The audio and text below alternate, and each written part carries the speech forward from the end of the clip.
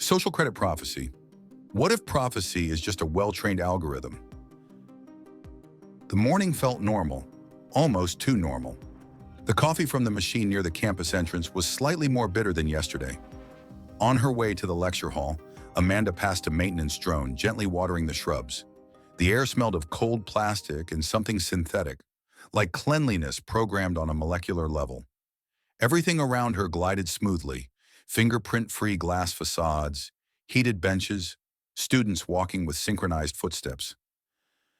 "Good morning, Professor," said one of them, a tall guy with a name badge reading Elias. "Good morning. Did you review the sources on institutional trust?" "Yes, but honestly, it all feels like common knowledge. Algorithms do it better than we do." She nodded without arguing, smiled, turned to the door. "You've become like them too," a thought flashed by. Polite, functional. The lecture went smoothly. The topic, cognitive freedom in the age of predictable decisions. The students listened, as always. Some nodded, some typed. No questions were asked. Amanda left the auditorium with her tablet in hand. Near the campus exit, under an arch of metallic glass, a holographic CiviScore monitor hovered. The city had become a trajectory, gentle yet unchanging. She looked up. Amanda Johnson, 741. Green status, confidence, respectability. But below, new lines. One's added after the latest update. Probability of committing a legal offense within a year, 2.3%. Probability of quitting her job, 12.6%. Probability of participating in civic protests, 87.9%. Inside her, something skipped, a short, nearly physical glitch, as if an alarm in her chest had briefly sounded, then gone silent. Protests? She had never joined a protest, not even in her youth. She taught, analyzed, wrote, always an observer, never a participant. "There must be a mistake," she whispered. Passers-by walked on without looking, each absorbed in their own rating, each with their own prophecy. Amanda took out her AR glasses and activated identity mode. No error. The algorithm was certain. 87.9%. Other names flickered on the nearby board. William Kang, 388. Probability of losing housing, 72.1%. Sarah Leonard, 512. Risk of addiction, 64.3%. No one flinched. Everyone walked as if on paths laid long ago by someone else. Amanda stood still. Maybe this was the first step toward the future the system had already seen. She just didn't yet know how soon it would begin. A year ago, Dallas had been an ordinary city. Traffic jams, street musicians, the murky laws of human nature. Today it was transparent to the point of unease. The CiviScore system, introduced by the mayor's office under the slogan, "Safety through Predictability," had reshaped the city's rhythm. Now every resident had a score, 0 to 1,000, not reflecting actions, but probabilities. The algorithm tracked everything. Voice tone in calls, walking speed at the mall, pauses in messages, unsent emails, deleted photos, friends and exes. The higher the score, the cleaner the reputation. The lower, the closer the edge. Dr. Amanda Johnson stared at her terminal. The article she was writing for Sociological Inquiry was titled, "The Algorithm as Prophet When Predictions Become Destiny." She scrolled through interviews with participants from the pilot phase. One teenager admitted he stopped arguing with his father after learning he had a 68% family conflict probability. A woman with a score of 812 chose not to file a harassment complaint against her boss, afraid it would lower her score. An elderly librarian, informed of his high risk of social isolation, suddenly stopped leaving his house. Amanda closed the laptop. For a moment, silence, as if the city had stopped breathing. She stood, walked to the window. Students were passing below. Someone laughed. Someone was filming. All of them had scores. All had digital fates, laid out in clean, predictable trajectories. I teach about free will. I write about responsibility, about resisting digital scripts. But me, I live by the score too. I'm afraid to stray from the path, as if a misstep would undo everything I've built. She remembered Liam, her ex-husband. His score had plummeted after publishing an article on military contracts. The university cut ties. Colleagues withdrew. He had asked her to defend him, write an open letter. When his score fell, I didn't stand with him. I stayed on the path. They hadn't spoken since. Even Daniel, my son, already has a risk flag for impulsivity in his school report. He's six, and already a risk. She clenched her fists. Maybe these aren't predictions, she whispered. Maybe they're programming. What if freedom isn't what we do, but what we believe is possible? The system didn't force. It only suggested, but it suggested too convincingly. Amanda knew, if this truly was prophecy, then maybe, just maybe, it wasn't too late to rewrite it. He sat upright, like someone still in the service. Cropped hair, hands on knees, gaze ahead. Not defiant, not afraid. Just like a man who'd stopped expecting change. Tell me what happened, Amanda said softly, switching on the recorder. Jeffrey Clark shrugged. Not much to tell. Went to a bar as usual. Sat at the counter. Some guy started ranting about CiviScore and aggressive low-score trash. I stayed quiet. And then he bumped me with his shoulder. Not hard, just provocative. After that, like a bad TV scene, fists, glass, security, cops. 3 minutes, and you're tagged as a confirmed deviation. Amanda looked at his data. Jeffrey Clark, 431 points. Public aggression risk, 89.4%. Arrest probability within 30 days, 92.7%. You knew your score? Every day, it's everywhere. Glowing at the ATM, laundry doors, in your neighbor's eyes. I go buy bread, and people look away. He smiled bitterly. I was a Marine. 5 years, then museum security. Lost it once, on a cop who froze when a guy came at us with a knife. I yelled. Didn't hit him, just lost it. Camera caught it all. Since then, aggressive profile. Lost the job. Then his wife. Then visitation rights. I yelled to protect. Now I'm a risk. Forever. Amanda was silent.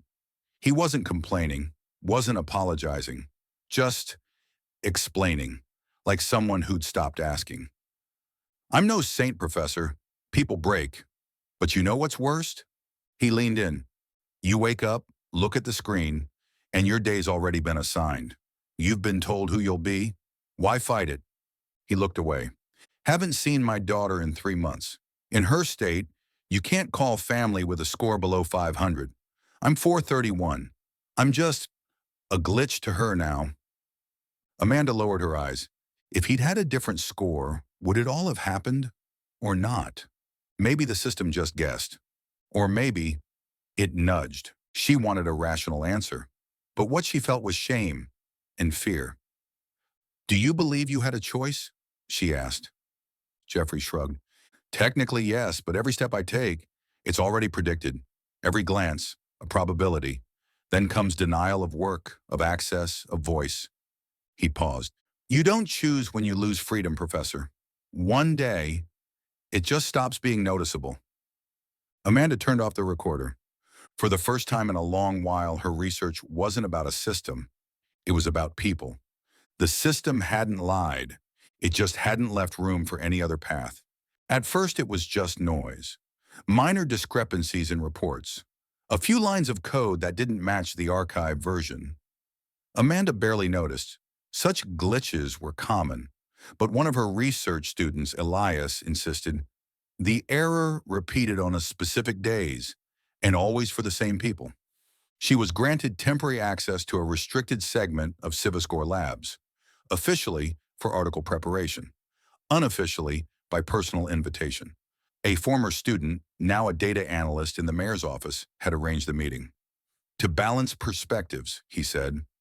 For the first time in years, Amanda was invited not as a voice of criticism, but as a potential ally.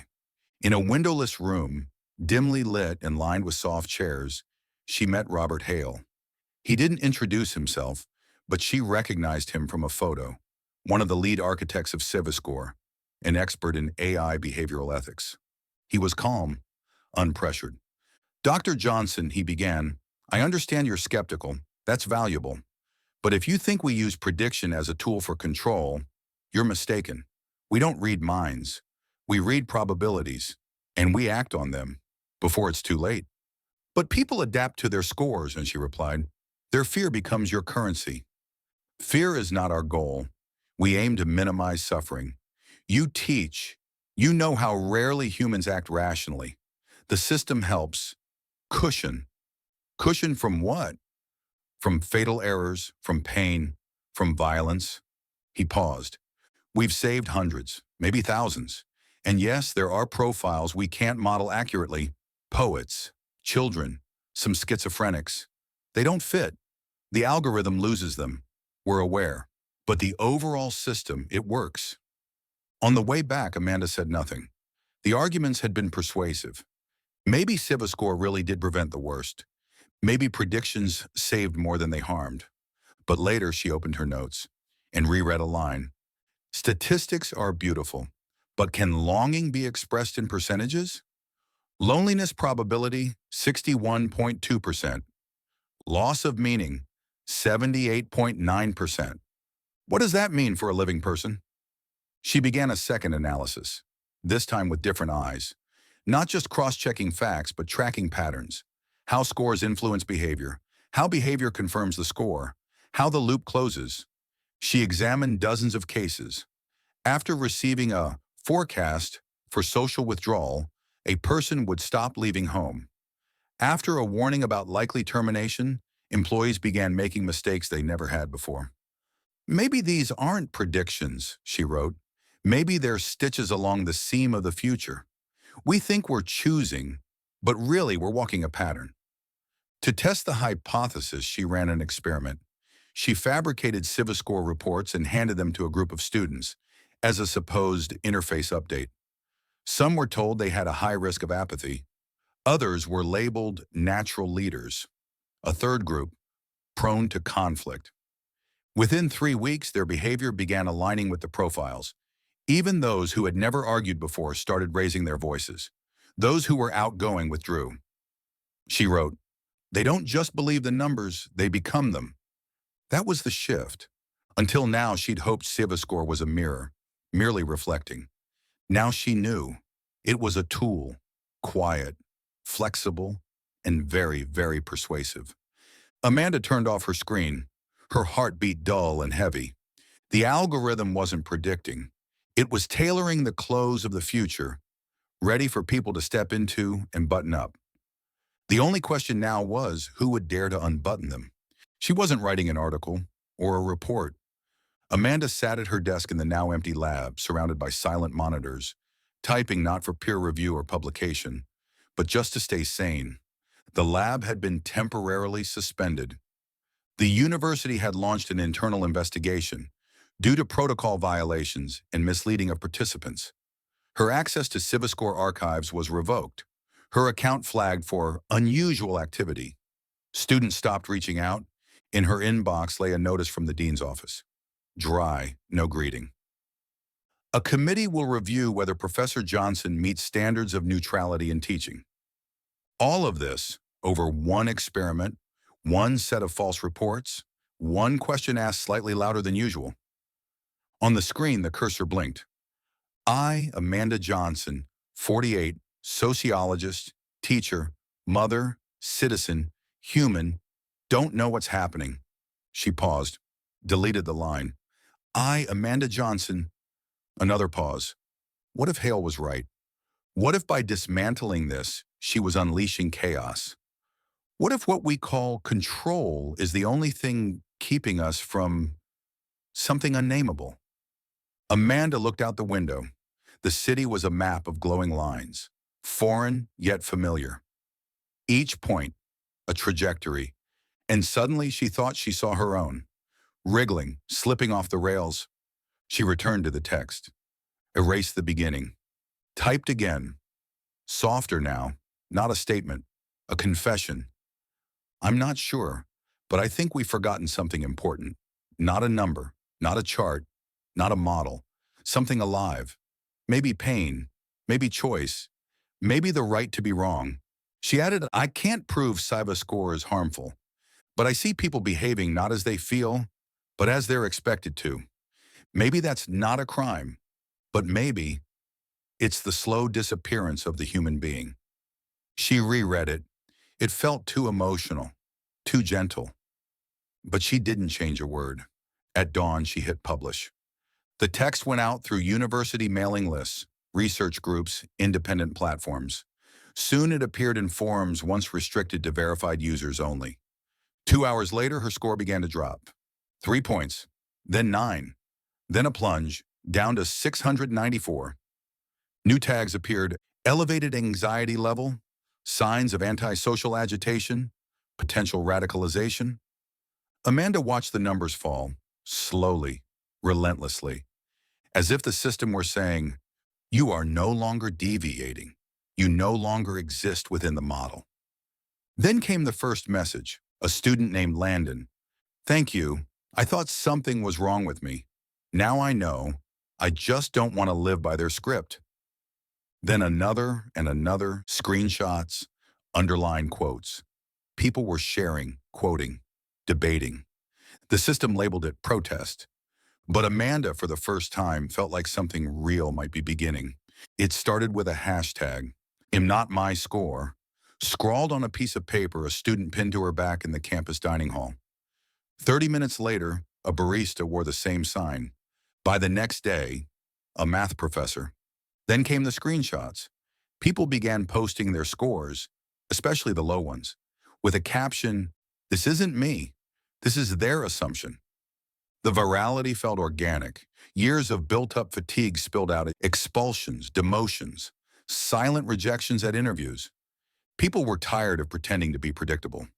Amanda watched the movement not as a leader, but as a witness. She no longer controlled the process, and in that, she found freedom. The first gatherings were spontaneous, in park outskirts, under old bridges, in dorm basements. Eventually, they called them offline communes. One commune settled in an abandoned elementary school. The classrooms were empty, but someone had mopped the floors, lit candles. Chalk messages filled the blackboard, meeting topics, quotes, recipes. In the corner, a stack of old books. People brought them from attics, basements, memory. No Wi-Fi. Phones went into a box at the entrance. All records, written by hand. Elias, the student who first spotted the system glitch, became a coordinator. He still had doubts. He said so openly, but he kept showing up, finding solutions, helping. I don't know if it's working, he told Amanda one night, but for the first time, I feel like my choices are mine, even the wrong ones. Dinner was made from whatever people brought. Services were exchanged for help or cash. Some drew handmade tokens labeled trust in the literal sense, but not everyone could afford to leave the system. At one meeting, Amanda noticed a woman in dark clothes standing silently against the wall. Later, the woman approached, wringing her hands. I wanted to join, I really did. But my mother's in a clinic. She needs a medication, and my score gives her access. If I lose that, she won't make it. I can't. She left without giving her name. Amanda didn't judge, didn't comfort, just watched her go. Some lost their jobs, fired for declining trust status. Others were denied housing. Bank accounts froze. The system fought back quietly, coldly, through interfaces, through phrasing. Amanda saw it not in reports, but in faces. One day, she saw Elias at a pharmacy terminal. He held a card tightly. The screen blinked. Payment declined. Reason, social reliability risk. High. It's for my mom, he said softly. Insulin. Can't buy without a prescription. Prescription needs digital verification, and I'm unreliable now. He wasn't asking for help, just standing there. This wasn't metaphor. This wasn't protest art. This was pain. For every person who stepped back, 3 new ones showed up, but each carried shadows. The city was dividing, not into good and bad, but into those who trusted the system and those who refused it.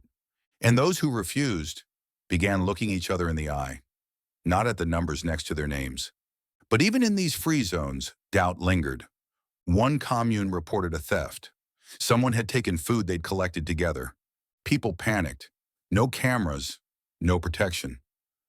Someone whispered, "Sometimes the scores do protect us." Amanda listened. Didn't argue. Freedom doesn't guarantee safety. It only gives you the chance to be yourself and to pay for it. She didn't give speeches. She just stood beside them. And when a girl with a score of 384 hugged her friend, no fear, no hesitation, Amanda understood. There is a way out. Not through rebellion, through refusal to follow the script, through the right to get lost and find your own way. The sky over Dallas had grown darker. Not ominous, just naturally unpredictable. No filter, no algorithm telling you umbrella or sunglasses. Amanda sat on a wooden bench against the wall of the abandoned school, now home to one of the most resilient communes. Summer was fading. The air smelled of dry dust, the bitter pages of old books, and the soft shuffle of someone's steps inside. Elias stood beside her.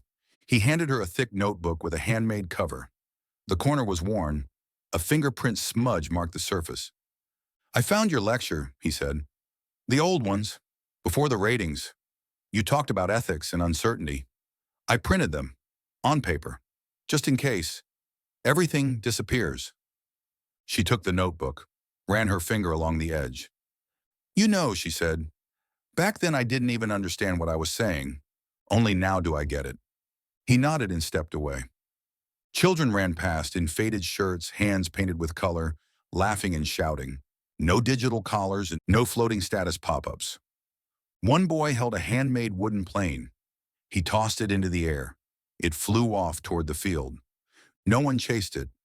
A sharp cry echoed from beyond the fence. Someone was calling for help, not panicked, but urgent. Amanda tensed, turned, but couldn't see what was happening. "No cameras," someone murmured. "I don't know," she replied quietly. "I won't know until I go." She stood, took a step forward. In the past, the system would have warned her. Unsafe area, risk detected. In the past, she would have stayed, waited for someone else's decision. Not now. Now she had to choose. Not to be heroic, just to go. She glanced back at the bench, at the notebook in her hand, at the children already running beyond the edge of the school. Into the day, into the wind, into the unknown.